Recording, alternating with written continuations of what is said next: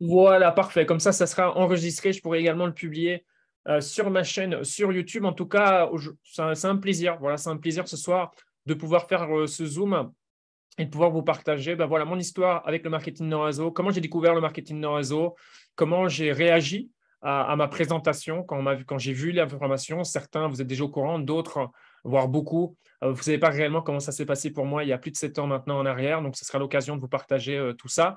Et puis, bah, voilà, vous partager ce qui s'est passé ces 7 dernières années, parce que forcément, il y a eu des hauts, il y a eu des bas. C'est normal, c'est l'entrepreneuriat. Ça ne peut pas être que des hauts. On peut pas c'est comme Bitcoin. Hein, Bitcoin ne va pas aller à 1 million de dollars directement comme ceci. Non, on va passer par différentes phases, différents cycles. Et le business, c'est exactement pareil. D'accord. Du coup, bah, pour ceux qui ne me connaissent pas et avec qui j'ai jamais encore eu l'occasion d'échanger, ben moi, c'est Pierre. J'ai 32 ans maintenant, je viens de Belgique, même si maintenant j'habite aux États-Unis, du côté de l'Arizona. Pour ceux qui connaissent Phoenix, Tucson, bah, c'est là où j'habite aujourd'hui. Et bah, forcément, avant de démarrer le marketing de réseau, bah, j'avais une vie, bien entendu, puisque au minimum, il faut avoir 18 ans pour démarrer cette opportunité. Comme beaucoup d'entre vous, j'imagine, moi, mon rêve, on a tous un rêve quand on était petit. Moi, j'en avais que un. C'était faire du football mon métier. Et bon, voilà, je pensais que j'allais le réaliser. C'est normal hein, quand on est jeune, 10 ans, 12 ans, 13 ans. Bah voilà, forcément, on pense que rien n'est impossible. Et c'est vrai qu'au final, ben, cet état d'esprit, quand on est jeune, malheureusement, on le perd au fil des années. Et, voilà, moi, j'ai eu la chance d'avoir une mère qui m'a élevé seul et qui s'est toujours donné les moyens pour que je sois heureux, pour que je fasse les choses que j'avais envie de faire, puisque ce n'était pas forcément évident à la maison, puisque j'ai grandi avec ma maman. Ma maman travaillait dans un supermarché en tant que caissière. Donc, bon, voilà, vous vous doutez que ce n'était pas non plus des revenus flamboyants, non, mais jamais manqué de rien, puisque ma mère s'est sacrifiée pour moi. Donc, voilà, moi, j'étais un petit peu innocent. La seule chose qui m'intéressait quand j'étais jeune, c'était pas la console, c'était pas la Nintendo 64 ou la première PlayStation qui est sortie, je ne sais plus à l'âge que j'avais, moi, c'était jouer dehors. Donc, j'étais tout le temps dehors, je faisais tout le temps du sport, basket, football, tennis, à longueur de journée. Et puis, à 12 ans, j'ai quitté le domicile. Donc, ça a quand même été une sacrée expérience. Et je pense que ça a eu son importance dans le marketing de réseau parce que quand vous quittez votre domicile à l'âge de 12 ans, bah forcément, ce n'est pas forcément évident. J'ai été dans un internat où, on va dire, il n'y avait pas un réel cadre, donc c'était un petit peu la jungle du lundi au vendredi. Voilà. Et il y avait des gens qui venaient de tout milieu. Donc voilà, le milieu du football, vous le connaissez peut-être pas. Mais voilà, ça peut accueillir tout type de personnes, d'environnements différents, on va dire, ce qui en fait sa beauté. Mais d'un autre côté, c'est ce qui fait que certains vont abandonner, très clairement. Moi, j'ai vu énormément de gens. Je me souviendrai toujours, ma première et ma deuxième année à 12 ans et à 13 ans, l'internat, c'était tellement la jungle que j'en ai vu énormément défiler. Et on voyait des jeunes. Et Jonah qui est sur ce Zoom, il était avec moi.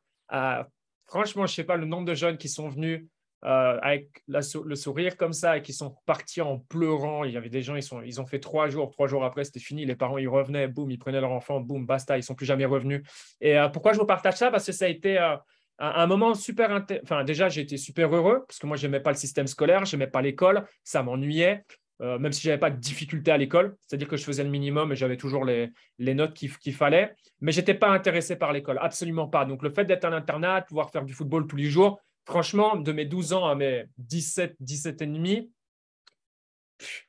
que demander de plus? C'était vraiment incroyable. Puisque voilà, l'école, on fait le minimum et puis après, on s'éclate avec les copains, on fait du foot. Et en fait, bah, plus j'avançais et plus je voyais que bah, les autres autour de moi, ils étaient largement meilleurs en fait. Et quand certains, on se dit, bon, il va signer pro ou il part dans un club professionnel, on se dit, bon, ouais, il faut être réaliste. Le talent, il n'est pas le même. Donc, je me suis dit, non, le football, c'est un rêve.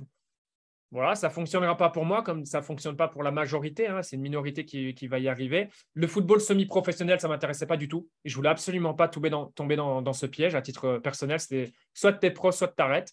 Donc, vous avez compris, j'ai arrêté le football à 18-19 ans. Et malheureusement, à 18 ans, ben, en voyant des amis qui signaient professionnels et qui faisaient leur début dans les plus grands clubs en Belgique, notamment au Standard de Liège, ce genre de choses, où j'étais convié, j'allais les voir jouer, ben, d'un autre côté, vous êtes super content pour eux, c'est logique. Et d'un autre côté, ben, vous aurez aimé être à leur place. Donc, c'était vraiment une période très difficile pour moi. Et à ce moment-là, ben, en fait, je me suis dit, qu'est-ce que je vais faire de ma vie? Et vu que je n'avais pas les réponses, voilà, je pense qu'on fait tous des erreurs de jeunesse. Voilà, certains vont faire des erreurs qui sont plus grosses que d'autres. On va dire que moi, aujourd'hui, bah, tant qu'à faire, autant faire les choses bien. Donc, j'ai vraiment fait des erreurs de jeunesse que j'ai payées très, très cher parce que je me suis dit, OK, bah, je vais prendre des raccourcis. Et en fait, à 18 ans, j'ai vu que les raccourcis, ça ne fonctionnait pas. Et ça a aussi une importance dans le marketing de réseau, c'est que j'ai pu expérimenter en dehors du marketing de réseau que les raccourcis, ça ne fonctionne pas du tout. Et en gros, pour vous faire simple, à 18 ans, je me suis retrouvé vraiment dans une situation très délicate. Du jour au lendemain, j'ai eu ma tête dans les journaux, enfin, du moins mon nom. Et même si les informations qui ont été publiées étaient totalement fausses, vous doutez bien, vous connaissez un petit peu les médias, les journaux, ils ne vont jamais faire un communiqué, je sais pas, le lendemain, la semaine d'après, pour dire que leur article était faux et que finalement les personnes accusées pour telle ou telle chose, ce ne sont pas ces personnes, ce sont d'autres personnes, ou pire, on ne sait toujours pas qui c'est. Non, forcément, ça ne se passe pas comme ça le journalisme. Donc, bah, du jour au lendemain, vous avez le regard des gens qui changent. Forcément, ça touche ma maman. Je suis fils unique, elle n'a que moi. Voilà, je ne fais pas la une des journaux en ayant marqué 2 buts dans un stade rempli. Non, je fais la une pour voilà, des choses moins sympas, mais des choses auxquelles je n'ai rien à voir. Par contre, j'ai fait des erreurs et ces erreurs bah, voilà, m'ont amené à des problèmes de justice, à 18 ans à prendre un avocat. Et voilà, forcément, à 18 ans, je n'avais pas de revenus. Et en fait, là, ma vie, elle a basculé. Et en fait, ma maman a pris une décision. De toute façon, je n'avais pas le choix. J'ai quitté Liège. Je suis revenu dans le Namurois.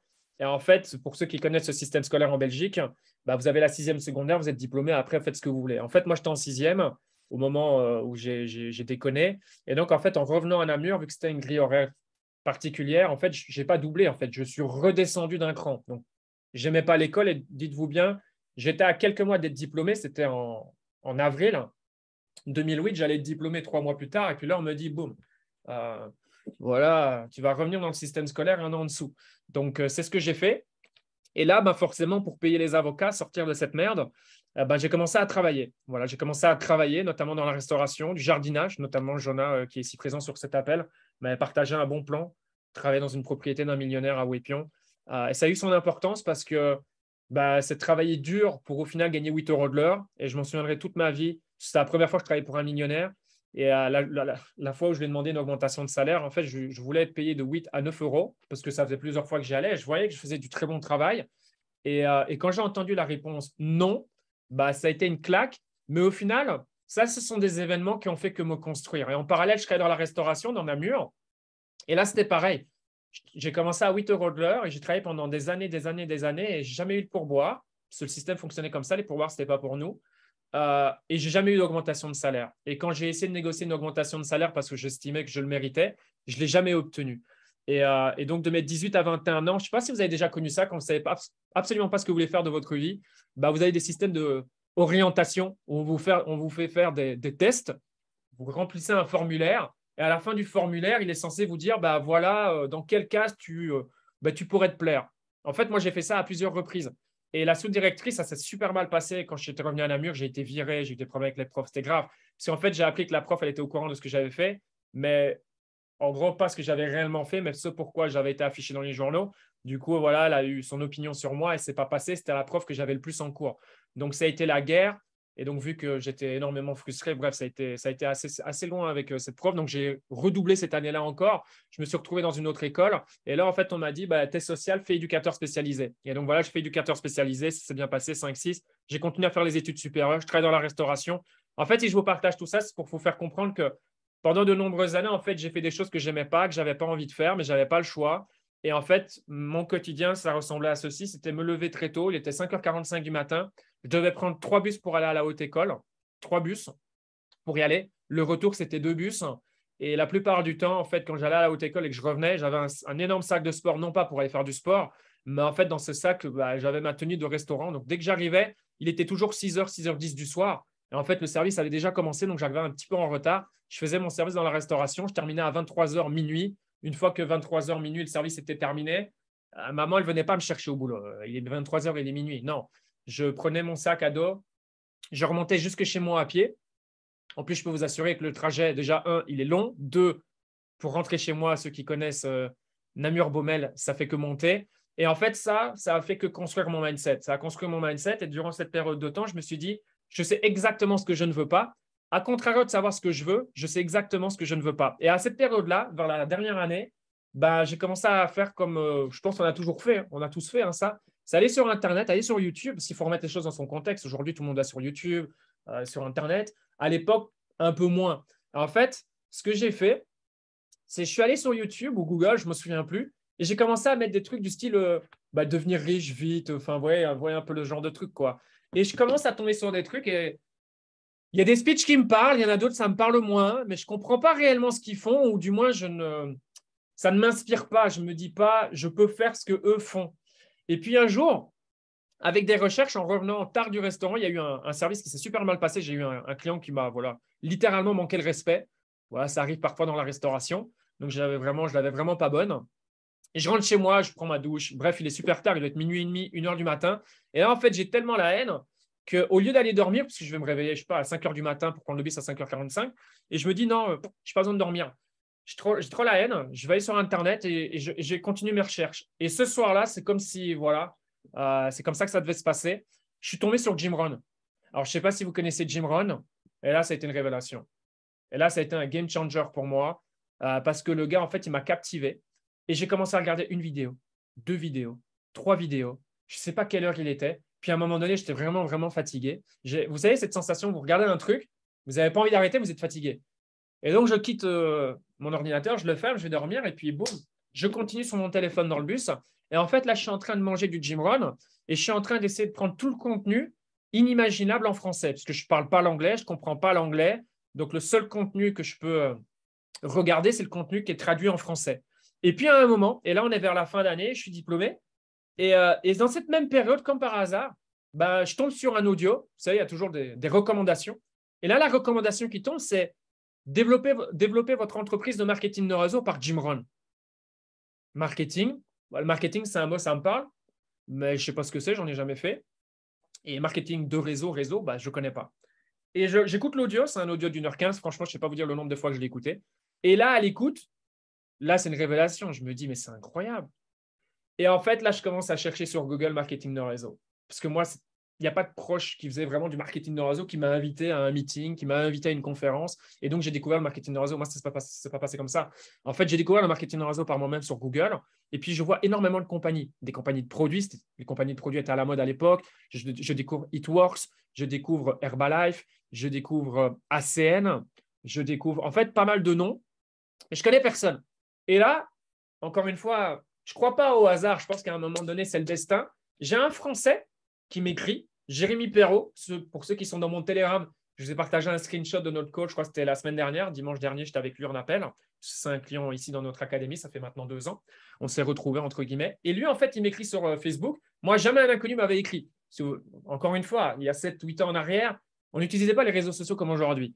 Et voilà, bref, il m'envoie un message. Moi, je suis quelqu'un de social. J'aime pas du tout ma situation. Je bosse comme un acharné. Je suis éducateur spécialisé entre-temps. Je travaille dans un SRO, ça se passe très, très mal. Je suis dans la pire équipe éducative. Tout le monde tire la gueule. Vous voyez le poids des années. Vous voyez le poids des années, comment les gens peuvent se comporter au boulot, c'est vraiment super désagréable. Et je faisais ça. Et puis, je continue à travailler dans la restauration. Et là, il m'écrit et il me dit, ouais, j'ai un projet, ça pourrait te parler. Et je viens de découvrir le marketing de réseau sur Internet et j'écoute encore Jim Rohn. Et là, on fait un Skype. Je n'avais pas Skype, donc je télécharge Skype. Franchement, je ne sais absolument pas ce que je vais découvrir. J'ai absolument aucune idée. La seule chose que j'ai fait, j'ai regardé son Facebook. Et franchement, son Facebook, il n'était pas extraordinaire. Ce n'est pas comme si son Facebook, il vendait du rêve et je me dis, ouais, j'ai envie d'avoir sa vie. Pas du tout. Mais le gars, il est sympa. Je me dis, bah oui. Et là, le Skype, franchement, c'est une révélation. C'est une révélation. Le Skype, il ne dure pas longtemps. Il dure 15, 20 minutes. La présentation, elle n'est pas top. Encore une fois, ça, c'est un truc, il ne faut pas présenter, il ne faut pas être un orateur. D'ailleurs, moi, je ne suis pas orateur. Il ne faut pas être, voilà, des fois, on pense dans le marketing de réseau, il faut être super doué. Non, ça n'a rien à voir. Mais il y avait l'énergie. Et je sentais dans ses yeux qu'il me vendait l'opportunité du siècle.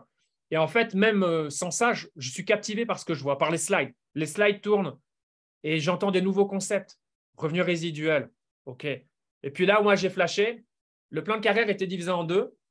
Et à l'époque, on voyait les rémunérations. Donc, telle position, telle rémunération. Et là, en fait, on voit la première slide de la rémunération. forcément, mes yeux vont tout en dessous. Et là, je vois des revenus 6 000, 7 000, 8 000 dollars. Alors, je sais qu'aujourd'hui, les standards sont plus qu'ils étaient par le passé, mais il faut quand même rester les pieds sur terre.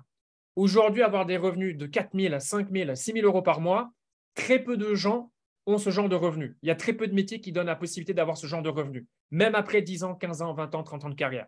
C'est factuel. Il faut savoir qu'en France, quand vous gagnez 7 000 euros par mois, alors c'est en France, vous êtes considéré comme une personne riche. D'ailleurs, si vous gagnez, je ne sais pas, 8 000 et quelques, faites les calculs, faites x12, vous prenez du 6 chiffres à l'année. Vous êtes considéré comme riche en Belgique et en France. Okay, moi, je vois ça, je suis fauché. Enfin, ce n'est pas que je suis fauché. Je m'en sors, je travaille, je paye mes avocats, parce que je suis toujours avec mes problèmes d'avocat, trucs de justice, il faut payer les conneries. Au final, mes conneries, c'est plus financé qu'autre chose. Hein, mais bref, du coup, je travaille pour ça, je ne mets pas d'argent de côté. Et là, ben, je vois ça, je me dis, waouh, je peux gagner 6 000, 7 000, 8 000 euros en faisant ce que toi, tu fais. Parce que directement, je me dis, si lui le fait, moi, je peux le faire. Et là, c'est l'ego qui parle. Je me dis directement, je peux être largement meilleur que lui. Vous voyez ce que je veux dire?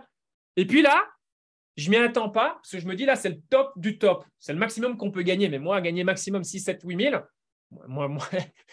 moi c'est parfait. J'avais aucune option entre mes mains pour un jour imaginer gagner 6 000 ou 8 000 euros par mois. Aucune.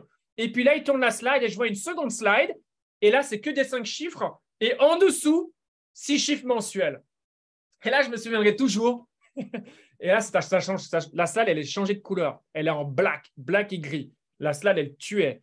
Bref, marketing était au top. Mais les chiffres, et là, je me dis, mais c'est pas possible. Et là, il me dit, et il y a un Français ici en France, il a 20 ans, 21 ans, et il a telle position, c'est ambassadeur à l'époque, et il fait 12-13 000 le mois.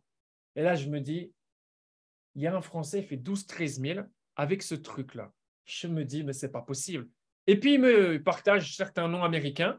Et là, il me dit un nom, un Américain. Et là, il me dit, il prend, je ne sais plus, à l'époque, 250, 220, entre 200 et 250 000 le mois. Et là, je me dis, mais what the fuck? Il me parle de revenus résiduels, de démultiplication, de trucs que j'avais jamais entendus, mais qui font sens directement. Et là, je me dis, OK, c'est ça. J'ai trouvé ce que je veux faire. J'ai trouvé le véhicule qui va me permettre de vivre mes rêves. Et là, je démarre. Je prends la décision de démarrer directement. Après, voilà, j'ai coursi l'histoire maintenant, mais j'en parle à mon meilleur ami Jonas. Jonas démarre directement. J'appelle un autre ami, il démarre directement. Et en fait, là, on se met à travailler. On se met à travailler. Et là, je vois l'opportunité. Je ne vous dis pas de faire ce que moi j'ai fait. Je ne vous dis pas de faire ça. Mais personnellement, entre guillemets, j'ai pris un risque. Pour moi, ce n'était pas un risque. C'était un risque pour ma maman, pas pour moi. Mais j'ai vu l'opportunité après 4-5 jours. Je ne sais pas, on avait déjà inscrit, je ne sais pas, à 15, 20, 25 personnes. Et je me suis dit, c'est bon, la restauration, il faut que j'arrête. Il faut que j'arrête ces conneries. Je travaille trop, je n'ai pas de temps pour moi, je ne sais pas aller au meeting, ça ne va pas. En plus, c'était durant l'été, il faisait beau cet été-là, je ne peux pas. Et là, je prends la décision, je vais voir le resto, boum, j'arrête. Et là, je rebascule sur une vie traditionnelle, c'est un simple temps plein. Donc, revenez dans le contexte, pour ça que je vous ai partagé le passé, c'est que j'étais habitué à un rythme de vie où je ne voyais pas mes amis, où je n'avais pas de vie sociale, je n'avais rien. Et j'étais habitué à faire ça pendant des années. Donc, quand je suis retombé à 38 heures semaine, pour moi, c'est un jeu. Parce que je me suis dit, il y a 168 heures dans une semaine, je travaille 38 heures. C'est rien. C'est ridicule. Et donc, le reste du temps, la seule chose à laquelle je pense, c'est développer le business. Et là, on développe le business, ça se passe super bien. Je ne sais pas, franchement, le premier mois, je n'ai pas les chiffres. Jérémy me dit, parce que je l'ai eu dimanche passé, il me dit on était 300. On était 300 personnes, je ne sais pas, au bout du premier mois. J'ai démarré le 7 juin, je pense. Donc, fin juin, on était 300 personnes. Et puis, on fait les choses tout l'été. L'été, on cartonne. J'ai retrouvé des photos. Moi, je ne suis pas photo du tout. Hein. Ça, c'est notre premier événement en France. Parce que voilà, le marketing dans réseau, c'est magique. Hein. Ça fonctionne au bouche-oreille. Donc, ce qui se passe très vite, c'est que Jonah, mon meilleur ami que vous voyez ici à l'écran, il fait ses études d'architecte à Liège. Il est en dernière année et il cote là-bas. Et donc, quand il démarre, ou il est en stage, je ne sais plus. Non, je pense qu'il est en stage. Non, il avait fini. Il travaillait, parce que quand je m'en souviens, quand je l'avais invité, il travaillait au bureau. Mais ses amis étaient encore aux études. Et forcément, il démarre, boum, on va à Liège. Et là, il présente à des amis à lui, mais qui sont français. Donc voilà, c'est comme ça qu'on est atterri directement en France. Regardez, ça, c'est notre premier événement en France. Ça fait comique de voir ces images. Hein. C'est des images qui datent de 2015. Ça, c'est la salle. Franchement, je ne peux pas vous dire combien il y avait de gens dans la salle. On était super excités. Franchement, l'event, à mon avis, il ne devait pas être extraordinaire. La présentation, ça ne devait pas être le feu. Mais voilà, Je pense que l'énergie, c'est ce qui est le plus important. Donc, on a fait le taf ce jour-là, et puis on passe tout l'été, et là, franchement, on cartonne les scores. Et là, directement, moi, je prends 2000 balles le mois. Je prends 2000 balles le mois facile. Et puis, je crois que c'est la photo juste ici. Non, ce n'est pas celle-là que je vous montrer. Ça, c'est après. Rien à voir. C'est ici. Voilà. Et là, on passe à fin août, où là, en fait, c'est un moment super important pour moi. Et ça, c'est un aspect que je veux vraiment insister dans le marketing de réseau. C'est une chance énorme qu'on a. Et ça, il faut réellement le comprendre. C'est la possibilité de s'associer à des gens à très haut niveau de succès. Chose que la majorité des gens n'ont pas accès dans la vie de tous les jours. Et ça, c'est une réalité. Dans la vie de tous les jours, on fréquente des gens, monsieur, madame, tout le monde. Et c'est parfaitement OK. Mais ce sont rarement ces personnes-là qui vont nous permettre d'aller au top, qui vont nous permettre de faire des choses qu'on n'a jamais pensé réalisables. Parce que ces gens-là ne l'ont jamais fait, en fait. Et ce jour-là, c'est important parce que cet event, c'est un event d'Amérique, je sais pas, il y a 70 personnes, 80 personnes ce jour-là. Et là, on avait été chercher notre plan américain. C'est la première fois qu'on allait chercher. Et ça, c'est la personne qu'on m'avait dit qui prenait 200, 250 000 le mois. Et franchement, quand il arrive, on va le chercher avec Jonah. Je vois une Rolex en or au poignet. Je vois son sac. Et il avait plein de monde dans son sac. Il y en avait pour, je ne sais pas, oula, 100 000, 150 000 dans son sac. J'ai des yeux comme un gosse. Comme un gosse. Et là, on fait l'event. Tout se passe super bien. Et ce qui se passe à ce moment-là, c'est que je ne suis pas loin de passer encore une nouvelle position. Et surtout, on approche un premier événement européen à Berlin. Je ne sais pas si Jonas s'en rappelle. Et entre-temps, avec une position réalisée, j'avais gagné un voyage en Pologne. Donc voilà, incroyable, nouvelle activité. Je ne connaissais rien du marketing de réseau. Je démarre 3 mois plus tard. Je gagne plus avec le marketing de réseau qu'avec mon job à temps plein. Déjà directement, je fais directement des revenus en mois de juin, mois de juillet, mois d'août. Je gagne un voyage en Pologne. J'avais jamais été en Pologne. J'allais rencontrer les leaders européens. Génial. Et puis, première convention européenne, on annonce, je ne sais pas, 7 000 8 000 personnes. Et les conventions dans cette entreprise, à l'époque, c'était des shows. C'est rockstar. C'était un truc de dingue. Et là, les leaders, ils me disent quoi? Ils me disent, Pierre, un leader, il prend des places pour ses leaders, il fait ci, il fait ça, et tu dois marquer le coup, en fait. Moi, ce que je fais, bien sûr, je le fais. Et au final, j'achète des tickets pour Berlin. Moi, j'ai acheté des tickets pour Berlin. Je ne sais plus combien j'en ai acheté. J'ai dépensé des centaines d'euros. Et moi, mes commissions, je ne les percevais pas. Mais ça, c'est un choix, j'étais le seul à faire ça. C'est-à-dire que, vu que moi, j'ai toujours fait les choses dans l'ordre, mais vraiment plus que dans l'ordre. Moi, ce que je fais, il ne faut peut-être pas le faire. Mais en gros, vu que j'avais des problèmes de justice, ma mère, elle m'a dit, bon, tu vas voir si ça marche. Donc, tout ce qui est taxes, impôts, enfin bref. Et du coup, moi, je laissais mes commissions sur le back-office parce qu'on pouvait faire ça. Tes commissions, tu souhaites de les percevoir, soit tu les gardes sur le back-office et tu les prends à un moment précis. Et en fait, moi, j'ai accumulé facilement 6 000 balles. Et en fait, au mois d'août, la compagnie, elle a fermé. La compagnie, elle a dû fermer pour des raisons juridiques. Et donc, en fait, là, au mois d'août, du jour au lendemain, tout s'arrête. Et je crois que ça s'est passé 3-4 jours après cet event. Donc là, pendant des années, j'étais malheureux comme je ne sais pas quoi. Ma vie, je la détestais. Et là, je me dis, putain, la vie tourne. Voilà, quoi. C'est parti. C'est mon bébé. On va tout cartonner. On va voyager. On va aller à Berlin. Je vais aller gagner les 5 chiffres mensuels. Et là, du jour au lendemain, on me fait un appel et on me dit c'est fini, c'est terminé. Et là, je me dis putain, les 6 000 balles, je les aurais probablement pas. Et effectivement, je ne les ai jamais eues. J'en ai réellement besoin en plus. C'était vraiment de l'argent qui m'aurait vraiment bien aidé. Et en fait, c'est ça l'entrepreneuriat. Et après cet event, en fait, le plus important, au-delà de l'argent, c'est pour ça que j'insiste vraiment sur l'environnement, c'est d'avoir rencontré les bonnes personnes. Et ce qui s'est passé quelques jours plus tard, et là, j'ai de nouveau une de mes uplines en appel. Donc, encore une fois, je n'ai pas eu mes commissions. Je suis tout nouveau dans le marketing de réseau. Je ne connais rien au marketing de réseau. J'achète des places pour Berlin, l'événement, il n'y aura rien. Et là, maintenant, on me speech et on me dit, il y a une convention à Las Vegas. Mais on ne me dit pas que c'est à Las Vegas. On me dit, viens, prends ton ticket, machin. Et c'est après qu'on me dit, viens à Las Vegas. Et là, je n'ai pas le choix. Il me faut un passeport. Et là, en fait, ces gens-là que vous voyez sur la photo, je les avais rencontrés une fois durant l'été. On avait été les rencontrer. Ça, c'est la personne qui gagnait les 5 chiffres mensuels à l'époque. Donc voilà, je travaille avec lui. C'est Renan qui est maintenant client chez nous. Enfin bref, le reste, c'est des amis. Et là, voilà, on apprend à se connaître réellement dans l'avion. Et là, j'assiste à ma première convention internationale. Et ça, c'est important parce que c'est mon premier événement. C'est mon premier événement, c'est un événement international. Et là, je vois des milliers de gens dans la salle qui viennent du monde entier. Et en fait, dans cet événement à Las Vegas, c'est OMGM. Alors déjà, c'était ma première fois à Las Vegas, donc imaginez le petit Belge qui n'a jamais voyagé, pour ainsi dire, qui va à Las Vegas. Déjà, pour la première fois, c'est impressionnant. Et quand vous descendez au MGM, je ne sais pas si vous connaissez le MGM, là où il y a la salle des gros événements, ben, c'est là où a lieu l'event. Et là, je vois des milliers de gens. Et là, je vois des jeunes, des moins jeunes, des gens asiatiques. Je vois des drapeaux de partout. Et là, en fait, je n'ai pas forcément la bonne attitude parce que ce que je fais comme un con, je vais tout au fond. Je vais tout au fond, comme un con. Il faut toujours être au premier plan. Dans des événements, dans des conventions, le but est d'être le plus proche possible de la scène. C'est là où il y a l'énergie, c'est là où vous réceptionnez le mieux l'information. Bref, je ne referai plus jamais cette erreur, mais je vais tout au fond. Mais par contre, j'observe. Et là, je vois la reconnaissance. Les speeches sont bons, je prends énormément de notes. J'apprends le métier au final. Mais surtout, moi, ce qui me parle, c'est les témoignages. Et là, quand je vois les gens sur scène, pareil, je me dis, mais putain, si telle personne gagne autant, moi, je peux le faire. Et ça, c'est un clic super important. Parce que là, je redémarre à zéro. On change de compagnie. Et les gens où on a fait durant juin, juillet, août, les gens, ils étaient nouveaux. Donc, qu'est-ce qu'on fait les gens? Ouais, le truc, ça ne fonctionne pas. Marketing de réseau, machin, truc. Non, c'est l'entrepreneuriat, c'est le business. Le business fonctionne comme ça. Regardez le Covid, regardez votre centre-ville où vous habitez. Vous allez voir, il y a plein de commerces qui ont fermé.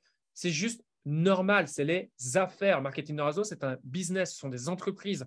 Des entreprises fonctionnent, il y a des entreprises qui ne fonctionnent plus. C'est normal. Donc, là, on redémarre à zéro. Et là, je suis à bloc. Là, je suis à bloc, je reviens de cette convention. Voilà, la seule chose que je veux faire, c'est que je veux tout défoncer. Je veux tout défoncer. Je pense forcément que ça va aller aussi vite que dans la première expérience. Pas du tout le cas. Là, je rencontre également Kiyosaki, donc le sacré concept revenu résiduel. Ben là, là, je le vois en vrai. Et là, je me dis, putain, le marketing de réseau, c'est incroyable. Et là, je prends également l'importance de me développer. Et c'est là où on me dit, achète des bouquins. Et les bouquins, je les achète, je les lis. Et là, mon mindset, il change. Ma façon de penser, elle change. Et là, je me dis, le marketing de réseau, c'est ce que je veux faire de ma vie. Dès 2015, je sais, c'est ça que je veux faire de ma vie. Mes croyances, elles sont à 10 sur 10. Je veux devenir un professionnel du marketing de réseau. Comme je voulais devenir un professionnel du football, c'est exactement la même chose. Et là, on revient. Et puis voilà, après, on bosse, on bosse, on bosse. Et puis voilà, petit à petit, je développe tout ça à temps partiel. Et ça, j'insiste vraiment là-dessus. Je développe tout ça à temps partiel. D'accord? Donc, j'ai toujours mon job et je fais ça à temps partiel. Je choisis mes horaires. Je choisis le nombre d'heures que je mets à la semaine. Alors, moi, je vous le dis, je me suis sacrifié. Les amis me demandaient pour faire des sorties. C'était non, non, non, non, non. Parce que le plus important, c'était le business. Parce que je savais ce que je ne voulais plus et il fallait surtout que j'aille de l'avant. Et puis, un de mes gros objectifs, c'était quitter la Belgique.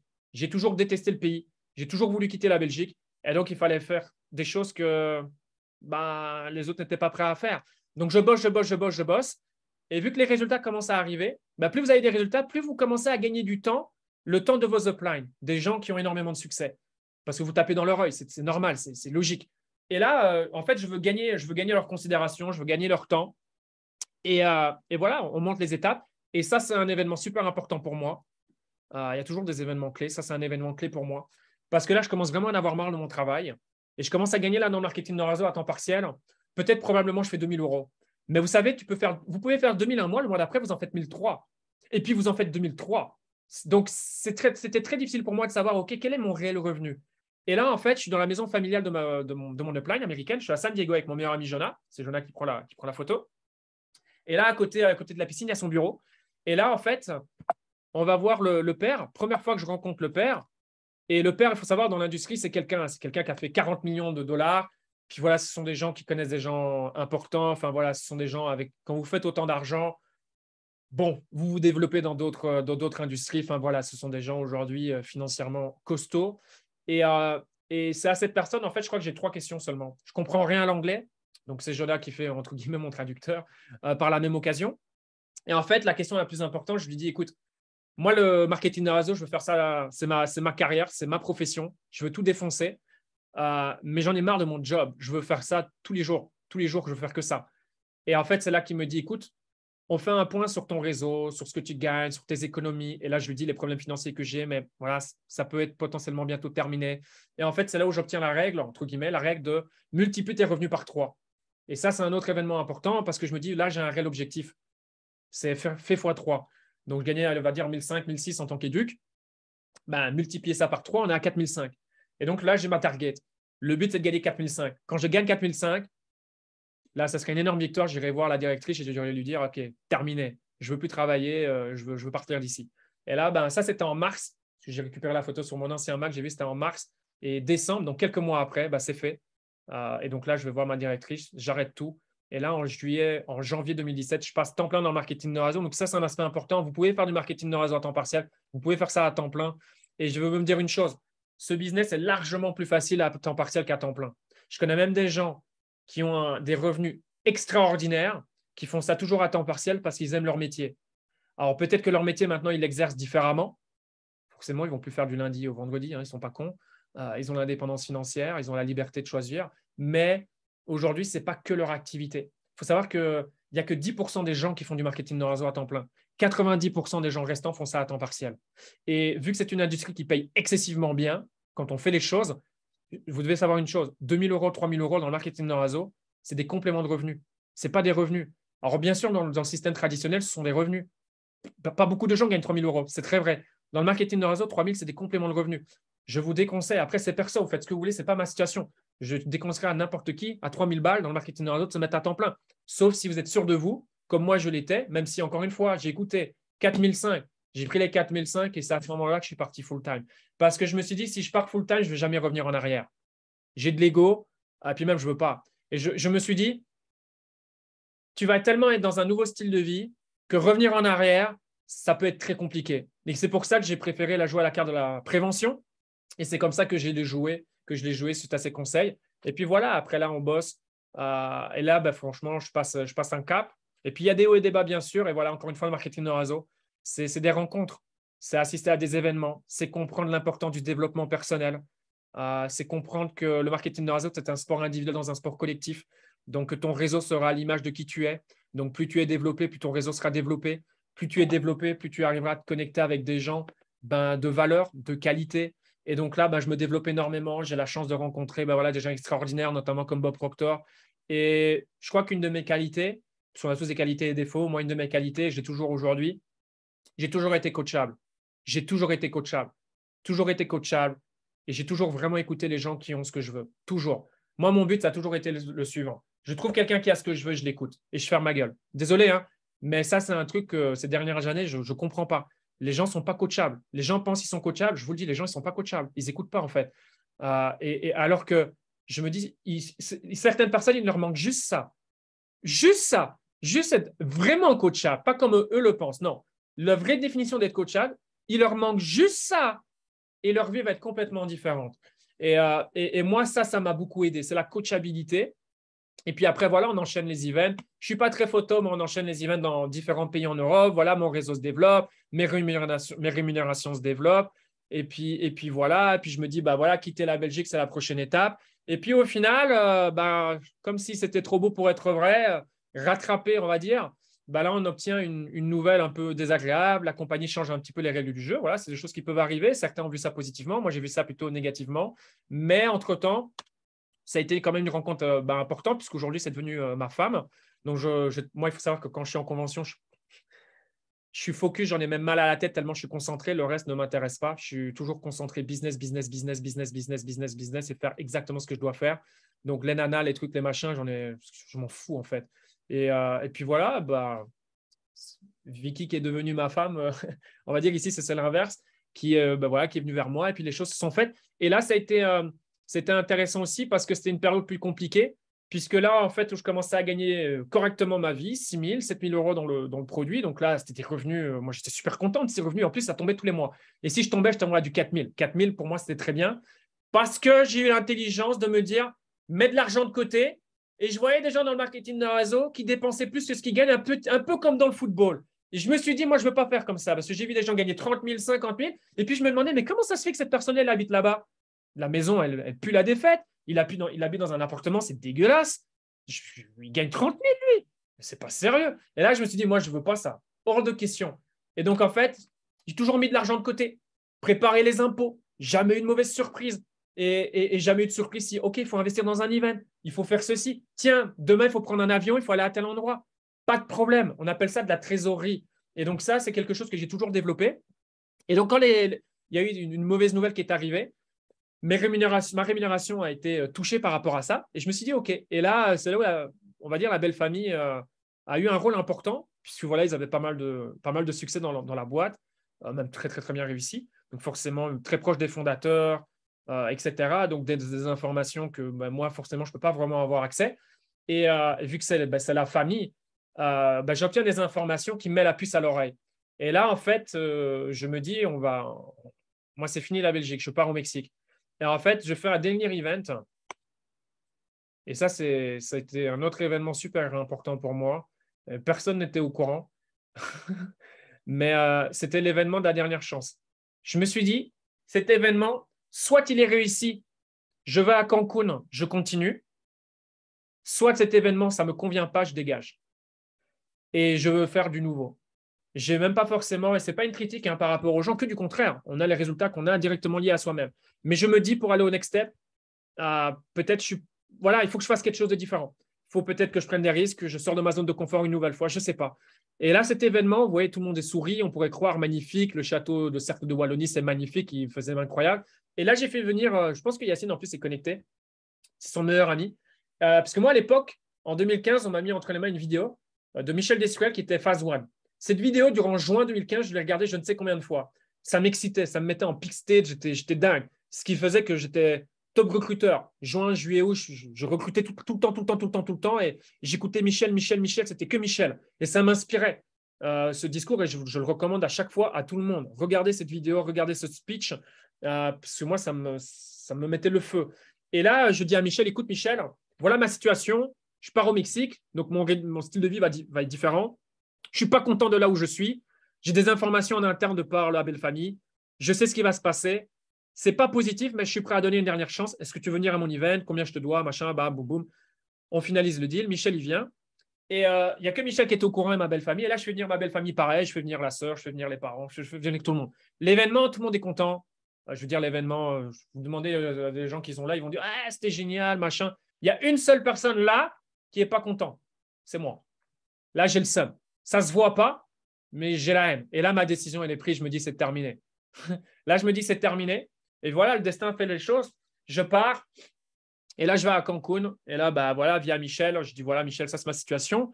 Et Michel me dit, écoute, moi, mon meilleur ami, c'est Yacine. Il est ici à Cancun. Peut-être tu devrais le rencontrer. Entre-temps, Yacine rejoint iGenius. Et moi, une des personnes que j'ai toujours beaucoup appréciées, Cliff Brown, j'entends qu'il était chez iGenius à l'époque. Et là, je me dis, bon, je peux aller avec un gars qui m'inspire ou que j'ai acheté. En plus, je venais d'acheter son bouquin pour apprendre, entre guillemets, un petit peu l'espagnol, etc. Donc, soit je peux le contacter, je vais démarrer avec lui. C'est une personne qui m'a toujours inspiré et qui était dans ma première compagnie en 2015. Ou alors, le choix malin, je vais m'associer à des gens qui ont plus de résultats que moi, qui ont fait des choses que je n'ai jamais fait. Et je vais avoir accès à une structure que je n'ai jamais eue en français. Et c'est là où je prends la décision avec Yacine de rejoindre la compagnie. Et là, encore une fois, dans un pays différent, décalage horaire, tout qui change, je redémarre à zéro. Voilà, je redémarre à zéro. Et là, suite à cet événement, en fait, on va aux États-Unis. Bon, ça, c'est mon meilleur ami avec Jonah. Là, ma décision, voilà, forcément, la décision est prise. Et là, en fait, on est tous les deux, pour ainsi dire. On est tous les deux. Il y a aussi Anthony Dacosta qui suivra, c'est le seul. Donc, en fait, de tout ce que j'ai construit pendant des années, je démarre avec Jonah et avec Anthony. Et ça, c'est un autre moment important. C'était à Miami. Parce qu'en fait, on a été à la convention, puisque ma belle famille était toujours dans la compagnie. Donc, je me suis dit, je m'étais engagé, j'avais fait déplacer pas mal de gens à la convention. Je sais qu'énormément de gens avaient mis un plan d'action pour se déplacer uniquement parce que j'avais speech, etc. Bon, je me suis dit, il faut que j'y aille, ne fût-ce que pour eux. Parce que moi, dans ma tête, c'était fini, j'avais plus forcément besoin de. Enfin, l'idée qu'eux me rejoignent, je m'en foutais en fait. J'étais complètement détaché, je voulais recommencer page blanche. Et puis voilà, ça s'est pas très bien passé, parce que voilà, encore une fois, c'est du business, les gens pensent à l'argent, machin. Je dis, OK, pas de problème. Et là, je quitte Orlando, on va à Miami avec Jonah. Et là, on prend un Airbnb. Et là, je fais un game plan. C'est pour ça qu'aujourd'hui, on s'en fout. Vous avez des équipes, vous n'avez pas d'équipe. On s'en fout de tout ça. C'est juste une histoire de prendre la décision. Alors, bien sûr, là, j'ai déjà des années d'expérience. Je sais comment faire. Je sais qui contacter, entre guillemets. Et là, je fais un game plan. Je suis ultra énervé. Je crois que là, j'ai fait des insultes. Enfin, bref, truc de. Là, il n'y a que Jonah qui aurait pu me supporter. Mais c'était une bonne énergie. C'était une bonne énergie. C'était en mode, je vais tout défoncer. Et moi, dans iGenius, personne ne me connaît. Yacine, j'apprends un peu à le connaître. Maxime Pierre, tout ça, il ne me calcule pas. Il fait son truc, il explose tout. Bon, voilà, moi, je démarre à nouveau, quoi. Et là, je mets un game plan de 0 à 10 000. Et là, voilà, là, je me mets à travailler. Et puis voilà, c'est une nouvelle aventure qui démarre depuis le Mexique. Donc, c'est travailler différemment. C'est faire des vols Mexique-Belgique, Mexique-Belgique. Et puis voilà. Après, ouais, ça, je ne vais pas forcément montrer. Mais au final, le plan, je vais le montrer. Il a presque fonctionné puisque un an plus tard, Voilà, pour ceux qui se rappellent de l'ancien plan de rémunération, merci à Brian McClellan d'avoir changé. Mais j'étais vraiment proche. Et pour moi, le mois d'après, j'allais le tuer. Puisque là, on était vraiment. Voilà, il y a de nouvelles personnes qui venaient d'arriver. Enfin, voilà. Le mois d'octobre allait certainement être mon meilleur mois. Et puis, malheureusement, les règles du jeu ont changé. Donc, voilà. Mais ou sinon, au final, le game plan qui a été mis là, à une histoire de quelques jours avant le changement du plan de rémunération, c'était fait, quoi. Donc voilà, et puis après, on développe iGenius, et puis après, on a fait de beaux événements, on a fait le Palais des Sports de Paris, etc. Et puis voilà, aujourd'hui, le marketing de réseau, ça va apporter énormément de choses. Ça m'a permis déjà de quitter la Belgique. Encore une fois, chacun ses ambitions. Peut-être que vous aussi, vous avez envie d'habiter à l'étranger. Je sais qu'habiter à l'étranger, je ne sais pas pour quelle raison, ça fait peur à beaucoup de gens. Il y a beaucoup de gens qui veulent partir à l'étranger, mais qui ne passent jamais le cap. Je ne sais pas pourquoi. Après, voilà, hein, peut-être, je sais, enfin non, je sais pas en fait. Mais il faut juste y aller en fait. Il faut juste y aller. Après, il faut avoir un plan, il faut avoir une structure financière. Donc voilà, mais voilà, ça c'est ce que je peux vous partager. Donc voilà, le temps partiel, le temps plein. Mais voilà, moi, ce qui m'a vraiment permis de faire d'avoir la vie que j'ai aujourd'hui, parce que je suis heureux, épanoui, c'est quelque chose qui est super important. Je vis le rêve américain, je fais ce que je veux du lundi au dimanche. Alors, quand je dis ce que je fais, ce que je veux, je m'exprime, c'est-à-dire que je choisis mon emploi du temps et que quand il y a des événements, enfin, toutes les choses dont j'ai rêvé il y a des années en arrière, aujourd'hui, je suis en train de les réaliser. Voilà, je suis en train de les réaliser et claquer ne fût-ce que des milliers d'euros dans des événements de sport. À l'époque, pour moi, c'était une chose inimaginable.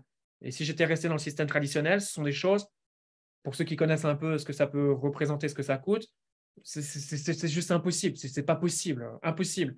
Donc voilà, le marketing de réseau, ça m'a permis aussi de faire de nombreux voyages. Alors, je ne suis pas quelqu'un de très photo, donc je n'ai pas beaucoup d'archives, mais le marketing de réseau, ça m'a permis de voyager dans énormément de pays. Ça m'a permis de rencontrer énormément de gens de différents horizons, différentes cultures, différents pays. Et ça, c'est quelque chose de différemment difficile à expliquer parce que c'est quelque chose qu'il faut vivre. Ça nous a permis aussi de faire énormément de scènes. Voilà, moi, très rapidement, de par mes résultats, parce que voilà, je ne l'ai pas dit, mais très rapidement, j'ai été dans les meilleurs. Partout, je suis pas. Enfin, là, dans Genius, il y a encore beaucoup à faire parce que voilà, c'est plus dur. Mais dans les autres compagnies, dans le produit, ça a toujours été le cas. Donc, forcément, voilà, ça prend aussi une expérience de parler sur scène, alors que bon, c'est pas non plus. Pour ceux qui me connaissent, moi, la scène, c'est pas mon truc, ça l'est toujours pas aujourd'hui. Mais voilà, sortir de sa zone de confort, faire de nouvelles choses. Et puis voilà, je pense que le plus important aujourd'hui, c'est de comprendre que le marketing de réseau, ça peut bonifier notre quotidien. Ça peut être une excellente manière de faire des compléments de revenus pour améliorer son style de vie. Ça, c'est clair et net. Parce que c'est largement mieux d'avoir son job et une entreprise de marketing de réseau qu'on développe à temps partiel que d'avoir un job et un autre job. Ça, pour moi, c'est une erreur parce que c'est tout simplement, voilà, échanger son temps contre de l'argent. Et en fait, c'est simplement pour répondre à un besoin à la court terme, mais ça ne va jamais solutionner les vrais problèmes, en fait. Ça ne va jamais permettre d'avoir l'indépendance financière. Et aujourd'hui, l'indépendance financière, elle est super importante d'aller la chercher. Et on ne va pas la chercher en échangeant ton compte dans l'argent, surtout pas quand on gagne 2005, 3000, voire même 4000 euros. 4000 euros aujourd'hui, c'est rien. Donc, il faut prendre les devants. Il faut se faire mal. Encore une fois, est-ce que ces 7 années ont été toujours extraordinaires? Non, il y a eu des phases géniales, des phases moins bien. Par contre, est-ce qu'il y a eu des moments où j'ai eu envie d'arrêter? Je ne vais pas vous la faire. Ouais, pour vous soulager parce que vous êtes déjà passé par ces moments-là? Non. Voilà, clairement, non. Parce que voilà, c'est mon caractère. Je suis passé par des moments dans ma vie beaucoup plus durs que tout ce que j'ai vécu dans le marketing de réseau. Donc voilà, recommencer à zéro en 2015, recommencer à zéro quasiment en 2007, recommencer à zéro en 2018 quand j'ai changé de compagnie depuis le Mexique. Tout ça, en fait, je m'en fous, en fait. Je m'en fous. Et voilà, encore une fois, c'est comprendre l'importance que quand vous avez la chance d'être connecté à des gens qui ont du succès, please, saisissez cette chance. Pour moi, c'est encore une opportunité plus grande que l'opportunité que nous offre la compagnie. Les gens connaissent le chemin. Donc, si on est coachable, c'est pour ça que j'insiste toujours sur la coachabilité et l'environnement. C'est deux choses que je mets en avant énormément parce que l'environnement détermine qui vous êtes, comment vous pensez et les décisions que vous prenez. Et au final, ça conditionne votre futur. C'est pour ça qu'aussi avoir un bon conjoint, ce genre de choses, c'est super important. Son cercle d'amis, etc. Si vous avez des gens qui critiquent, diminuer le temps que vous passez avec eux. Moi, je suis passé par ces différentes étapes. Et est-ce que c'est dur de… non, aujourd'hui, il y a des gens, voilà, des amis qui ne sont plus mes amis. C'est la vie. J'ai des nouveaux amis, j'en ai d'autres. Et c'est parfaitement OK. Et ils sont alignés avec ce que je fais. Et donc, les centres d'intérêt, ils évoluent. Enfin, vous voyez un petit peu ce que je veux vous partager, c'est que le marketing de réseau, en fait, c'est juste incroyable.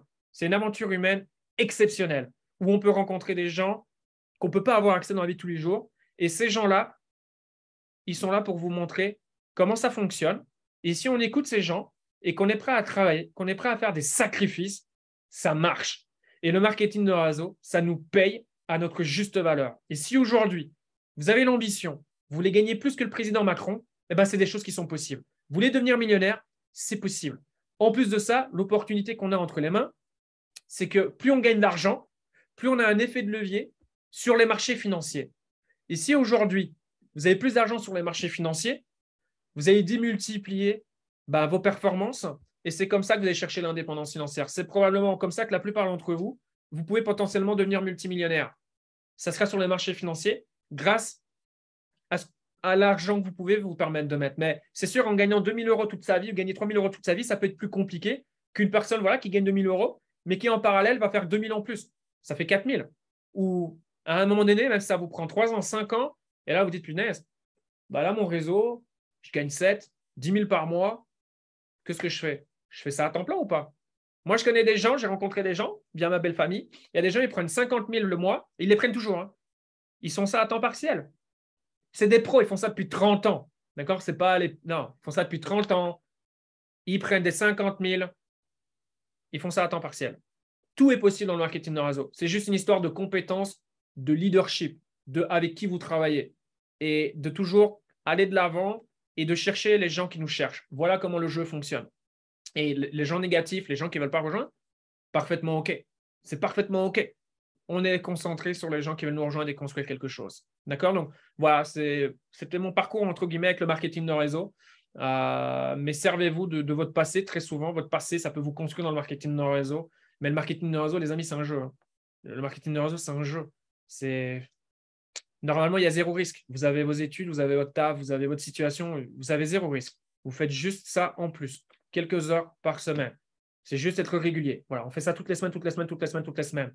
Allez aux événements, super important. Rotterdam, allez à Rotterdam. Imaginez, Rotterdam, vous avez le même effet que moi j'ai eu à Las Vegas. Je vous le souhaite. Si c'est le cas, votre vie, elle est complètement différente. Vous gagnez 10 fois plus. Moi, c'est ce qui s'est passé. Vous gagnez 10 fois plus. Depuis que je fais iGenius, depuis que je suis aux États-Unis, pour vous donner un ordre d'idée, c'est crescendo. Hein. J'ai démarré pour faire du 5 chiffres mensuels. Ça m'a pris des années avant de les faire. Mais depuis que je suis aux États-Unis, je fais du 6 chiffres à l'année tous les ans. 2020, 2021, 2022. 2021, c'était ma meilleure année. C'est même un très, très, très, très beau 6 chiffres. Voilà, quand vous faites déjà 3 années comme ça et que vous êtes malin financièrement et que vous investissez avec les services qu'on a, en fait, déjà rien que 3 ans, vous pouvez, c'est fini. Hein, le game, il est quasiment fini avec les investissements sur les prochaines années. Donc voilà, aujourd'hui, 3 ans, 5 ans de marketing de réseau et votre vie peut être complètement différente, les amis. Donc voilà, j'espère que vous avez kiffé. J'espère que ça peut inspirer certains. Ça peut vous permettre de voir le marketing de réseau peut-être différemment pour d'autres.